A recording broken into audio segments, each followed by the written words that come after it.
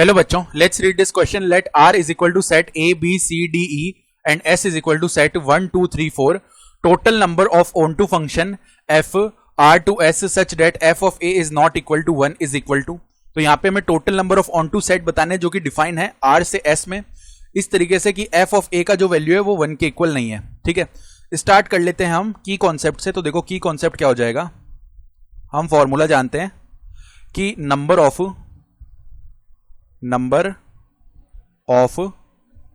onto functions defined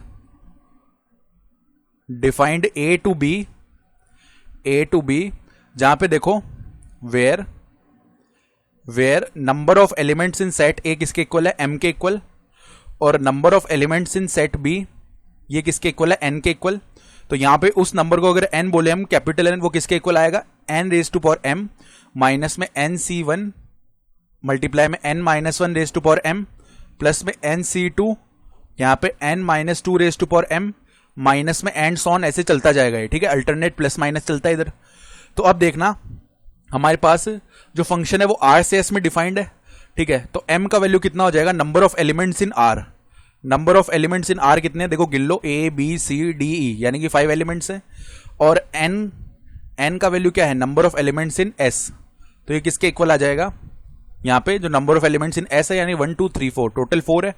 तो हम बोल सकते हैं number of on to function N जो है, केवल अगर हम total number of on to function निकाल रहे हैं अभी, ठीक है, हमने कोई कंडीशन पुट नहीं करी है, तो वो क्या आ जाएगा हमारे पास 4 raise to power 5 minus 4 minus 1 यानी 3 रेज टू पावर 5 प्लस में 4c2 और यहां पे क्या होगा अब n माइनस 2 यानी कि 4 माइनस 2 का वैल्यू 2 और रेज टू पावर 5 हो जाएगा.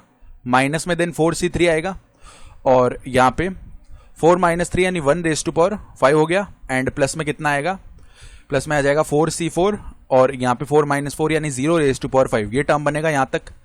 ठीक है, तो यहां पे देखो 4 रेज टू पावर 5 ये कितना हो गया, इवेंचुअली वैल्यू बोल सकते हैं इसे कि 16 मल्टीप्लाई में 16, ये तो 4 रेज टू पावर 4 हो गया और मल्टीप्लाई में 4 आएगा. ठीक है, माइनस में 4c1 का वैल्यू 4 ही होता है, मल्टीप्लाई में 3 रेज टू पावर 5 हो रहा है, प्लस में 4c2.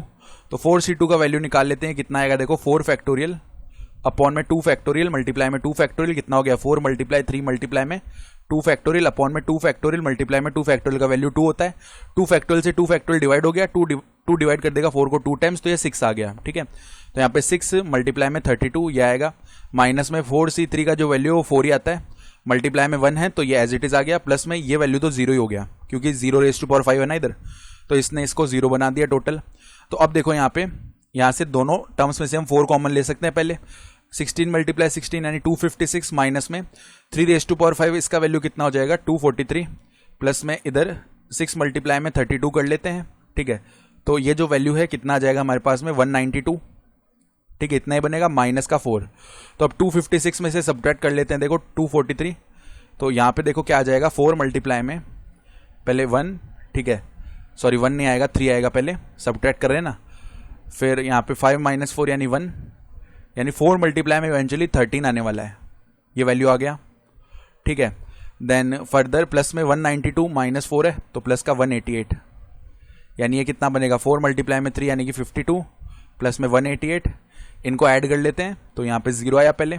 ठीक है, देन यहाँ पे 4 आ गया, या फिर चलो यहाँ पे ऐड कर लेते हैं, देखो 188 प्लस में 52 यहाँ पे 10 1 कैरी हो गया यानी 14 1 कैरी हो गया यानी 2, तो 240 बनाइए.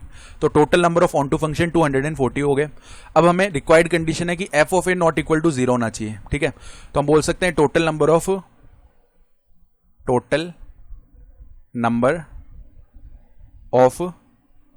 On two functions when fa is not equal to 0, ये किसके इक्वल आएगा, टोटल ऑन टू फंक्शंस. इसमें से हम वो केसेस हटा देंगे माइनस ऑन टू फंक्शंस या number of on to functions, number of on two functions when fa is equal to 1. ठीक है, तो जब F A is equal to 1 हो रहा होगा उसको हम हटा देंगे टोटल ऑन टू फंक्शंस में से, तो हमारे total number of on to function आ जाएंगे कि f a not equal to 1 आ रहा है। तो total number of on to function तो हम निकाल चुके हैं, 240 आया है। अब ये वाले निकाल लेते हैं when F A is equal to 1 हो रहा है। तो देखो दोनों सेट बना लेते हैं।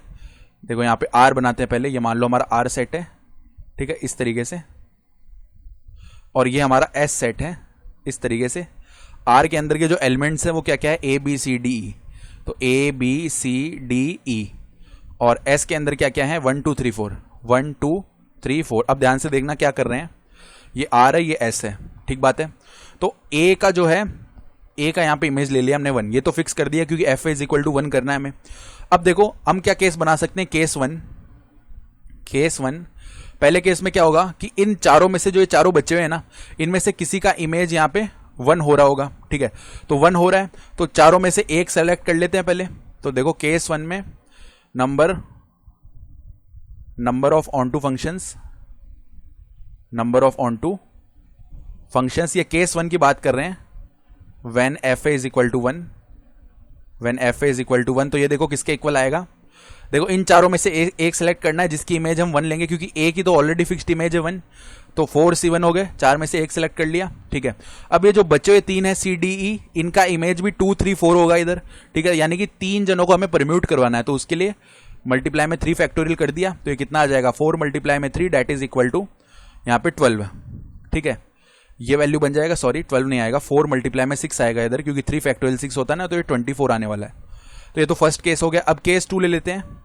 Case 2, number of on two functions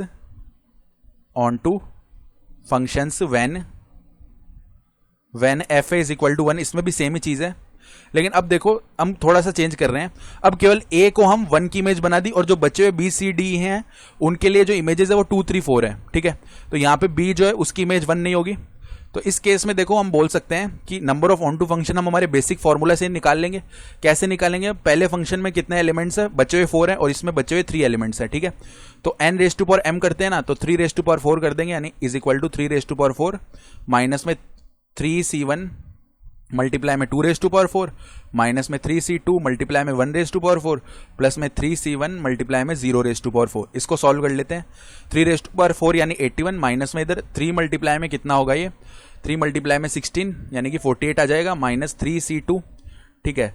तो 3c2 का वैल्यू भी लिख ही लेते हैं। देखो 3c2 इज इक्वल टू क्या आएगा, 3 फैक्टोरियल अपॉन में 2 फैक्टोरियल मल्टीप्लाई में 1 फैक्टोरियल, इसका वैल्यू 3 आ जाएगा, ठीक बात है। तो यहाँ पे इसका वैल्यू 3 आ गया, और ये टर्म तो 0 ही है, यानी 48 माइनस में 3 होगा 45। अब 81 में से 45 को सब्ट्रैक्ट कर लेते हैं, तो देखो ये कितना आएगा, 81 में से 45 को जब हमने सब्ट्रैक्ट कर लिया तो यहाँ पे 36 बनने वाला है। तो 36, तो अब देखो ये दोनों केसेस से जो सम आया, तो देखो required on to functions when F A is equal to 1। अभी हम इसी की बात कर रहे हैं, तो दोनों केसेस से जो सम आया है उनको हम ऐड कर लेते हैं। 24 प्लस में 36, तो ये जो वैल्यू है ये कितना बन जाएगा हमारे पास में 60। अब ये तो आए हैं जब F A is equal to 1 है, इसको हम total number of on to function में से सब्ट्रैक्ट कर लेते हैं। तो देखो required number of on to